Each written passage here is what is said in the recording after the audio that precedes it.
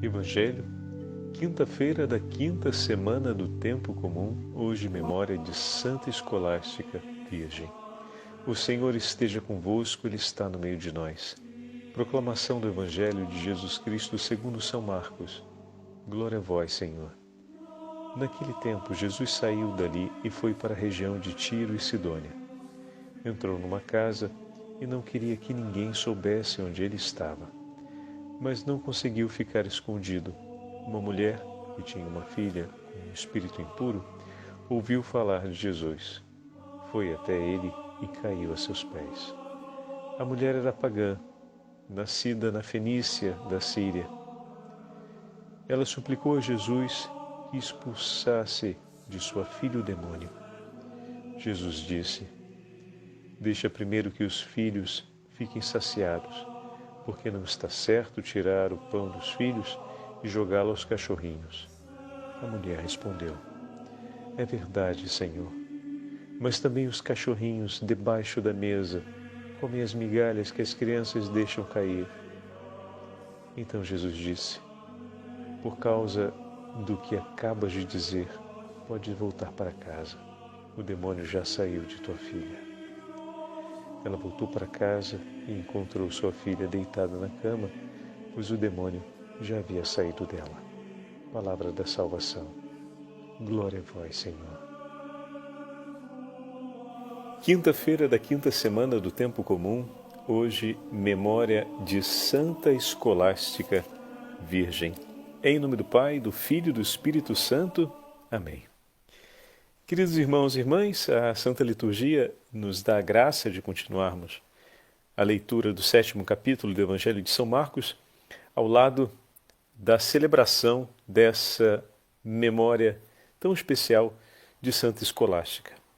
Irmã gêmea de São Bento, a mãe faleceu no parto dos irmãos, e seu pai, que era um homem nobre na época, bem de vida, se dedicou ao cuidado dos filhos e empenhou tudo pela boa formação dos filhos. Escolástica, antes de São Bento, amando tanto ao Senhor enquanto seu irmão ainda fazia os estudos de retórica em Roma, se dedicou a preparar-se para consagrar sua vida ao Senhor, pelo voto da castidade.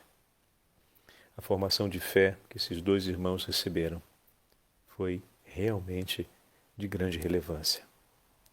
A mãe não pôde acompanhá-los aqui, mas seguramente os acompanhou intercedendo por eles.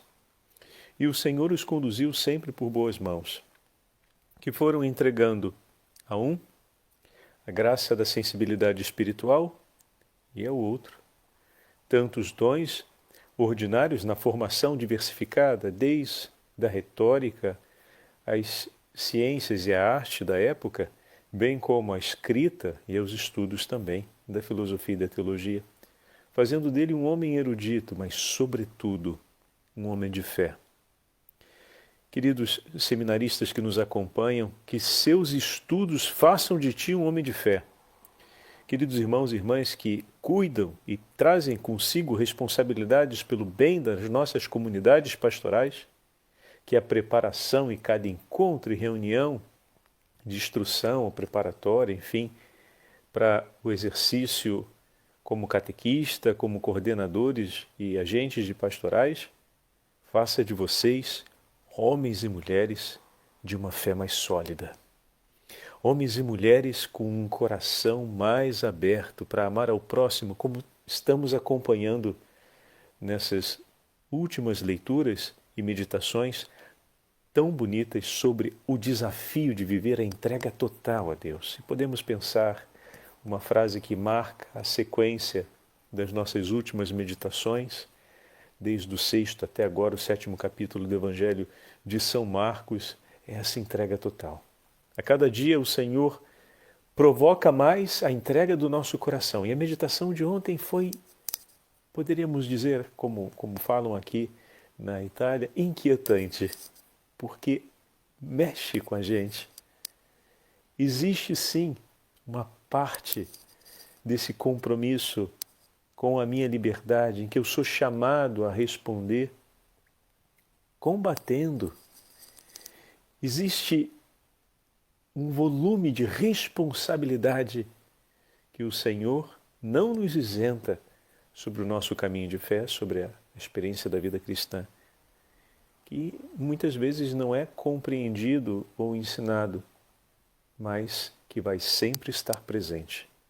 Escolher aquilo que Deus inspira em nós e, percebendo tudo aquilo que em nós não é fruto da inspiração divina, renunciar por amor a Ele. Dizer não. Precisamos, para ser bons cristãos, saber dizer sim a Deus e dizer tantos outros nãos a outras coisas que são nossas, para que a nossa alegria em dizer não para nós mesmos seja aquela de permanecer no sim que demos a Deus. Olha que lindo. Então, isso precisa ser claro para a gente, como vimos na meditação de ontem, e esse foi um tesouro e uma certeza na vida de Escolástica e na vida de seu irmão Bento. Santa Escolástica mais tarde seguiu os passos de seu irmão e fundou, depois que o Senhor inspirou e conduziu no seu coração a fundação da ordem beneditina, da família beneditina.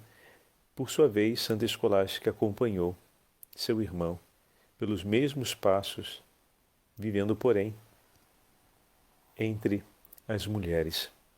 E o texto da Liturgia das Horas hoje é uma redação da obra Diálogos, feita cerca de 40 anos após a morte de São Bento, por São Gregório Magno, Papa, que era um beneditino. E ele, ouvindo ainda aqueles que foram as testemunhas, que conviveram com São Bento e com Santa Escolástica, escreve algumas obras a respeito. É o grande geógrafo, podemos dizer assim, da vida de São Bento e também de Santa Escolástica. E o texto de hoje fala sobre a relação dos dois irmãos, como o compromisso com a regra, ou seja, com as exigências da vida consagrada, ele está sempre presente na vida de ambos e, ao mesmo tempo, fala da docilidade com que Escolástica fala com seu Senhor. Eu conheci esse texto quando ainda era seminarista, logo nos primeiríssimos anos, quando estava buscando conhecer a vida de São Bento, uma parte do meu primeiro caminho vocacional.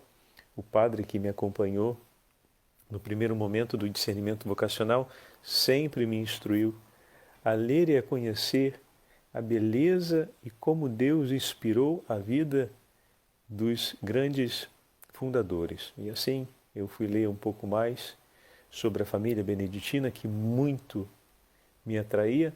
Depois li também sobre os franciscanos e com isso li sobre a vida de São Francisco. Depois São João da Cruz, Santa Teresa d'Ávila com a família carmelitana. Depois fui para São Domingos e assim fui passando e tive a chance de ler, de conhecer e de me enamorar profundamente por cada uma dessas famílias religiosas. E eu também li sobre Santo Inácio e fui conhecendo um belo percurso de discernimento que me ajudou a fazer aquele que me acompanhou no início da minha vocação e que foi e que é o meu padrinho de ordenação. Então, esse texto eu conheci bem no início e sempre me tocou a docilidade amorosa como Santa Escolástica se refere e fala com o Senhor, como um divino esposo. A alegria de olhar e de ter a presença e a relevância do seu irmão em sua vida, mas falar a docilidade do coração de Deus, ou melhor, falar com docilidade ao coração de Deus e ser atendida e acolhida por Ele. Nós vamos já ouvir o texto. Antes, vamos ver um outro coração que conquistou o coração de Jesus no Evangelho de hoje. Como falávamos, saindo dali, ou seja, saindo da região da Galileia, o Senhor vai para um território pagão, um território de Tiro, um território para além das fronteiras de Israel, digamos assim, né? É um território que é marcadamente ocupado por aqueles que não são da casa de Israel, ou seja, que não pertencem à tradição de Israel. E Jesus então entra numa casa e não queria que ninguém soubesse, mas, como Marcos sempre observa, não conseguiu permanecer oculto. A graça de Deus, a lâmpada, não pode ser colocada debaixo da cama. Não se consegue ocultar o que vem de Deus. Isso é forte para nós. E ao mesmo tempo, Deus sempre atrai para junto de seu Filho os corações que nele esperam. Tenham vivo isso. Essa frase de Marcos marca com clareza isso. Deus leva todos os corações que esperam pelo seu socorro ao encontro do seu Filho. E ao mesmo tempo, por mais que o mal trame e possa agir no mundo, não é capaz de esconder o poder e o brilho da glória de Deus. Não é capaz de ocultar a graça de Deus. Como é importante ouvir isso, porque às vezes o nosso dia pode ser realmente um desmoronamento de tragédias, né? Notícia ruim em cima de notícia ruim, é começado o noticiário da TV até, às vezes, numa sequência de episódios bem desagradáveis na nossa vida, mas ainda que pareça por um instante que a presença de Deus e a ação de Deus em nossa defesa e pela defesa da verdade e do bem não se perceba, tenha certeza, não se pode ocultar Deus. Mas nesse caso, onde é que ela está, Padre? Ecoando no íntimo dos corações, que sofrendo o peso e o horror da maldade dos perversos, permanecem escolhendo o que é de Deus, a inspiração de Deus, e rejeitando tudo aquilo de maldade e de perversão, de malícia, de maledicência, que possa estar surgindo no coração ao sofrerem o peso daquelas ofensas e de todo aquele mal que é lançado sobre eles. Opa, olha aí o evangelho de ontem, exatamente. Ali, um coração só fica de pé porque é o Senhor que o sustenta. Se toda maldade e opróbrio lançado contra ele não o fez sucumbir, é porque Cristo está vivo ali. E é Ele que mantém aquele coração de pé. Então, quando nós pensamos, ou melhor, quando vivemos uma situação como essa, e percebemos que o nosso coração se inquieta no desejo de Deus, e nos damos conta que estamos buscando defender tudo aquilo que Deus inspirou em nós, e lutando arduamente para rejeitar tudo aquilo que de perverso está nascendo e tentando se afirmar dentro do nosso coração, ali está o Senhor conosco. Ali podemos testemunhar que não fica oculto o Senhor nosso Deus e o seu poder no meio de nós. E bendito seja o Senhor por isso. E bom, eis que naquele momento, uma mulher cuja filha tinha um espírito impuro, ouviu falar a respeito do Senhor, veio e atirou-se em seus pés. Oh, meu irmão, minha irmã. Como esse gesto comove o coração de Jesus. Como esse gesto já marcou a vida de tantas pessoas. Quanto foram as mães que se lançaram aos pés de Jesus para pedir a libertação de seus filhos? Quanto foram os filhos que se lançaram aos pés de Jesus para pedir a libertação de seus pais? Quanto foram aqueles vitimados pela violência e opressão dos seus semelhantes que se lançaram aos pés de Jesus pedindo socorro e pedindo misericórdia? Quantos foram aqueles arrependidos por seus pecados, que caindo em consciência do mal que fizeram e que ainda poderiam fazer, se lançaram aos pés de Jesus e lhe suplicaram o perdão? E quantos de todos aqueles que se lançaram aos pés do Senhor com o coração contrito e esperando na sua palavra, deixaram de ser ouvidos e acolhidos em suas necessidades, deixaram de receber o socorro e a misericórdia de Deus. E eis que vem uma mãe que se lança aos pés do seu Senhor, diz Marcos. Ela era grega, de origem ciro-fenícia. Não era da casa de Israel, nem da cultura de Israel. Era de uma outra cultura, mas soube que o Senhor estava ali. Soube a fama desse Senhor e não pensou duas vezes. Rogava-lhe que expulsasse o demônio que atormentava sua filha. Essa mãe suplicou algo que só Deus poderia fazer. E reconheceu e declarou aos pés de Jesus: És tu, Senhor, a minha única esperança, porque no meu coração de mãe, se me fosse possível, eu já teria feito tudo o que era preciso.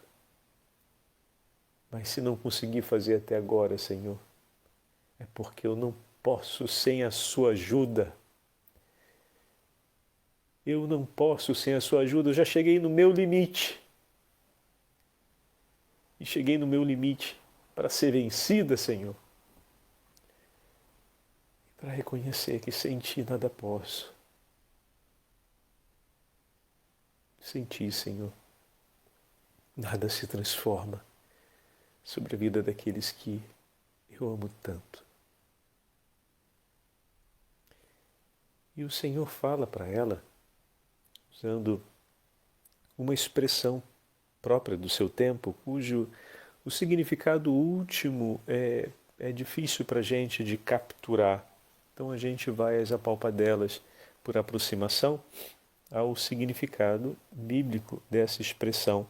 Mas é uma expressão da linguagem popular. Nós temos muitas expressões também na nossa linguagem popular, algumas que são usadas, mas representam muito pré-julgamento e não são idôneas. Mas outras são expressões sapienciais do chamado dito popular. O Senhor usa uma imagem significativa que faz referência à precedência em favor da casa de Israel. Ao povo de Israel, por primeiro, deve ser anunciado o Evangelho. Não significa que o Evangelho não deva ser anunciado àqueles que não são da casa de Israel, mas que existe o cumprimento de uma promessa que o Senhor fez. E naquele momento, aquela senhora reconhece com amabilidade, reconhece com a justa ternura e com um ato de humildade enorme que essa prioridade deva ser cumprida. E ela se confia à largueza da misericórdia, do amor de Jesus. Ela acredita que o amor dele não se esgota e pode ir muito além. E ela se confia a esse amor e a essa espera. E você quer saber se o Senhor tem pressa? Continua lendo o texto. Ao responder o Senhor, não depois, não mais tarde, não no decorrer do caminho até Jerusalém, mas imediatamente, após a sua resposta, ela que se entregou à providência da misericórdia do Senhor, esse coração que é tão bom, pode ser bom também por aqueles que estão fora da casa de Israel, e eu espero, eu creio nesse amor tão grande, espero. E bom, versículo 29, e Jesus lhe disse: pelo que disseste, vai. O demônio saiu de tua filha. Pelo que dissestes, vai. Se grande foi a confiança e rápida foi a entrega do coração dessa mãe ao Senhor, mais rápido ainda mais rápida ainda foi a resposta do Senhor. Se ela se confiou à misericórdia do Senhor, a misericórdia a abraçou imediatamente. E cumpriu-se a alegria do seu coração ali. Naquele momento, aquela mãe entregou tudo de si a Cristo. E Cristo entregou tudo de si por aquela que ela amava.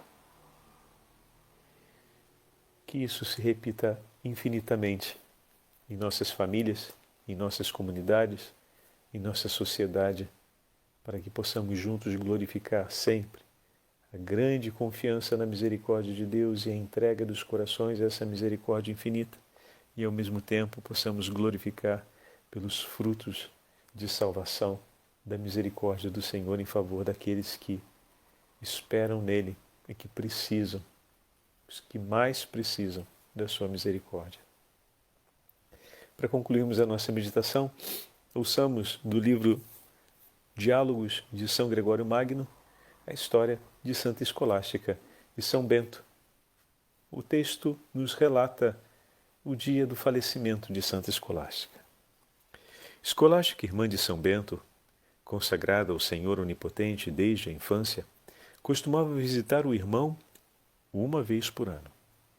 O homem de Deus descia e vinha encontrar-se com ela numa propriedade do mosteiro, não muito longe da porta. O homem de Deus é a forma como São Gregório Magno se refere a São Bento. Certo dia, veio ela como de costume, e seu venerável irmão, com alguns discípulos, foi ao seu encontro. Passaram o dia inteiro a louvar a Deus e em santas conversas, de tal modo que já se aproximavam as trevas da noite, quando sentaram-se à mesa para tomar a refeição. Como durante as santas conversas o tempo foi passando, a santa monja rogou-lhe: peço-te, meu irmão, que não me deixes esta noite para podermos continuar falando até de manhã sobre as alegrias da vida celeste. Ao que ele respondeu-lhe: que dizes tu, irmã? De modo algum posso passar a noite fora da minha cela. A santa monja, ao ouvir a recusa do irmão, pôs sobre a mesa as mãos com os dedos entrelaçados e inclinou sua cabeça sobre as mãos para suplicar o Senhor Onipotente. Quando levantou a cabeça, arrebentou uma grande tempestade, com tão fortes relâmpagos, trovões e aguaceiro, que nem o venerável Bento, nem os irmãos que haviam vindo em sua companhia puderam pôr um pé fora da porta do lugar onde estavam. Então o homem de Deus, vendo que não podia regressar ao mosteiro, começou a lamentar-se, dizendo: que Deus Onipotente te perdoe, irmã. Que foi que fizeste? Ela respondeu: eu te pedi e não me quiseste atender. Roguei ao meu Deus e ele me ouviu. Agora, pois, se puderes, vai-te embora. Despede-te de mim e volta para o mosteiro. E Bento, que não quisera ficar ali espontaneamente, teve que ficar contra a vontade. Assim passaram a noite toda acordados, animando-se um ao outro com santas conversas sobre a vida espiritual. Não nos admiremos que a santa monja tenha tido mais poder do que ele, se na verdade, como diz São João, Deus é amor, com justíssima razão teve mais poder aquela que mais amou.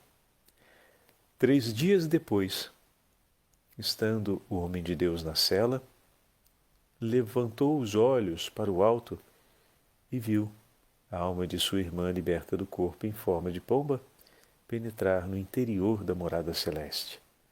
Cheio de júbilo por tão grande glória que lhe havia sido concedida, deu graças a Deus Onipotente com hinos e cânticos de louvor, enviou 2 irmãos a fim de trazerem o corpo para o mosteiro, onde foi depositado no túmulo que ele mesmo preparara para si.